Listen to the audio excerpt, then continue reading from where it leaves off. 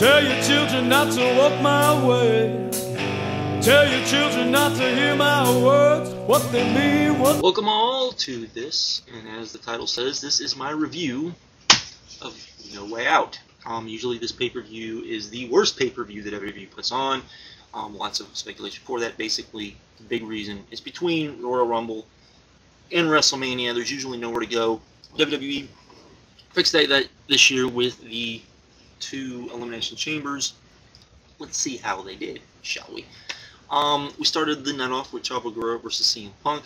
This was okay. Good 2.5 star match. They didn't go very long. They only went about 7 to 8 minutes. The only real bad thing about this match was, for whatever, I don't know if Punk was told to do this or Punk just took it on himself to do this, but he started doing like Eddie Guerrero moves for some strange unknown reason, which got him heat. I don't know if he was supposed to be trying to get heat or what, but whatever, it just didn't come off very well.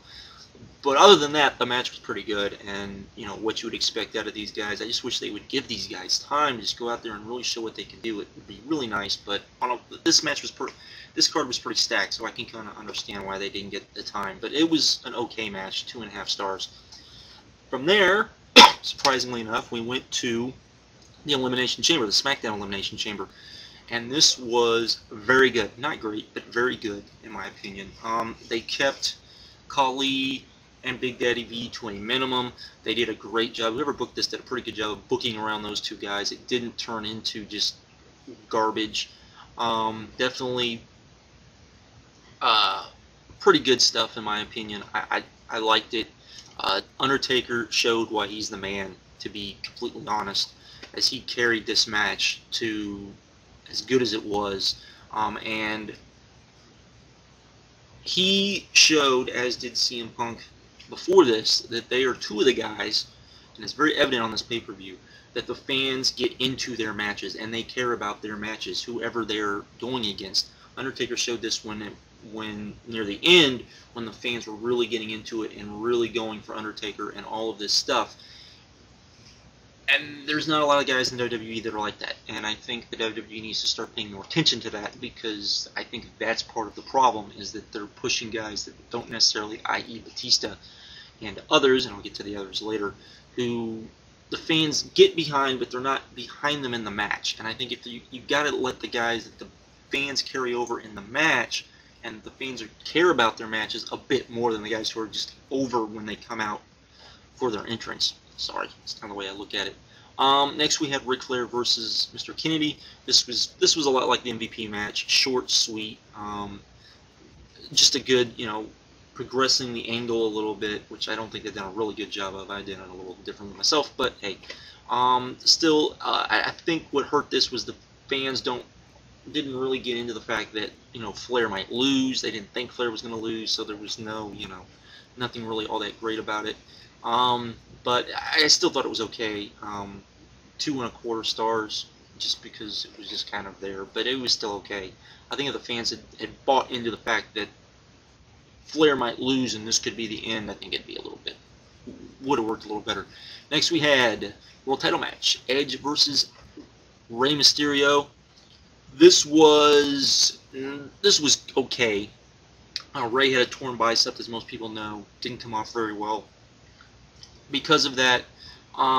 But Rey went out there, did his best. They actually put on an okay match. It was just kind of short, and they weren't able to do. And a lot of it was, in some parts, kind of slow motion. But they hit a lot of good spots.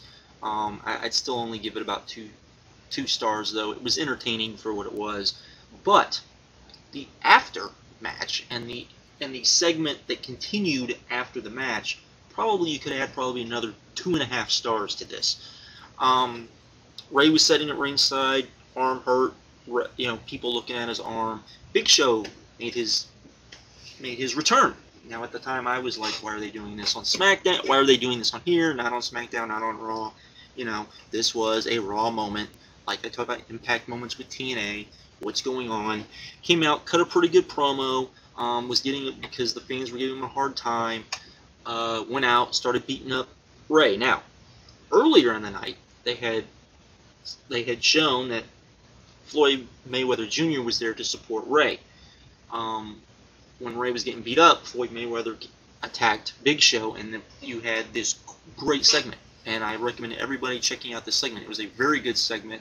Turn this from a Raw moment into a pay-per-view moment. This is the type of thing you do on a pay-per-view, and one of the reasons why I think that is because when you do things like this on a pay-per-view and you have the in-ring, non-wrestling segments be like this, when you do them, people know something's going to be really cool is going to happen. And I think when you keep it to that, it also makes people, hey, I need to see the pay-per-view because maybe something the non-wrestling stuff, maybe something cool will happen and not just the garbage we usually see. So there you go. So props for the WWE for this. This was very good.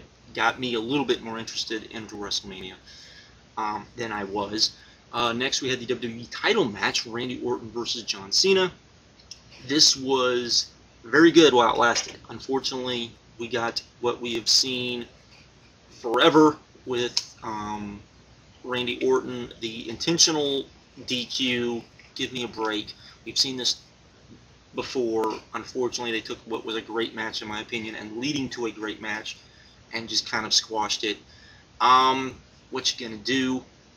I guess. I mean, story-wise, this worked very well, and I will give it that. Where I believe they're going to at WrestleMania, this worked very well, and I will give them props for that. And I think that part was very well done. They've done this so often, it kind of just hurt it. So I would only give this match 3.5 stars, but I think it does work. It does work where they're going, but still, what are you going to do? Then we had the Raw Elimination Chamber, which was the main event, and this was a great match, what you would expect from an Elimination Chamber, particularly with the guys in there. They were a little stretched for time, you could say, so that things were happening. I don't think they were able to do everything they wanted to, and they had to cut some things short. But this was a lot of fun. The fans were into this match because they were into Jeff Hardy. Jeff Hardy is another guy that I would say the fans were definitely into. They were so into him, it wasn't funny. When it got down to him and Triple H, when they thought Jeff Hardy was going to win, the place was going crazy. And then as soon as he didn't, the fans just died. And again, I think this is a big problem in the WWE because they're not pushing the right guys. The guys that the fans are actually into their matches, i.e., Jeff Hardy, CM Punk, Undertaker, to some degree, I would say Chris Jericho. Chris Jericho was like that before, and I think if they pushed him right, he could be like that again. That said, the other guy is John Cena, because in the John Cena match, the fans were not definitely for Orton at all. They didn't care when Orton walked out, but when Orton was in the ring with Cena, they were more of going against Cena than going for Orton, and it got them into the match, and it made the match just a little bit better. That's why I thought the match was pretty good, to be honest, because the fans were so into the match. But it just shows that they're not pushing the right guys, and the right guys are not going to where they need to be. Those 5 guys need to be in the main event, and need to be over the main event over guys that are not getting reactions like that, i.e. Orton and Batista.